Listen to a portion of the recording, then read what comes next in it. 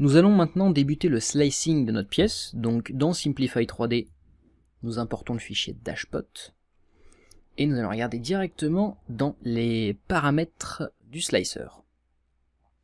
Toujours on vérifie que notre machine est enregistrée, pour avoir ensuite les paramètres qui y sont associés. Pour cette pièce, je conseillerais un filament de type PETG, principalement parce que ce filament a une surface, une fois imprimé, plutôt lisse, qui s'imprime facilement, et surtout il est étanche et non poreux.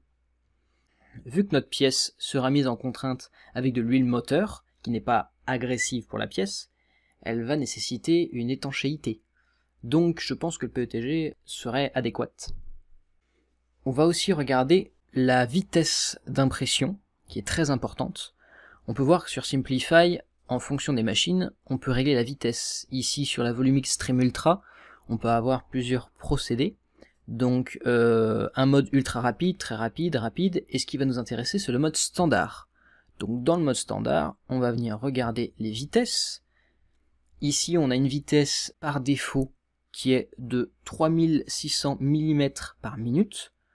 Je pense que cette vitesse est un peu élevée pour la qualité esthétique que nous souhaitons. Sachant que la vitesse permet de rendre une impression plus rapide si on l'augmente, on va baisser, on va réduire sa qualité visuelle. Aujourd'hui c'est l'inverse qu'on veut faire. On va privilégier l'aspect esthétique avant tout. Donc 3600 serait un peu élevé, je conseillerais un 3000 mm par minute.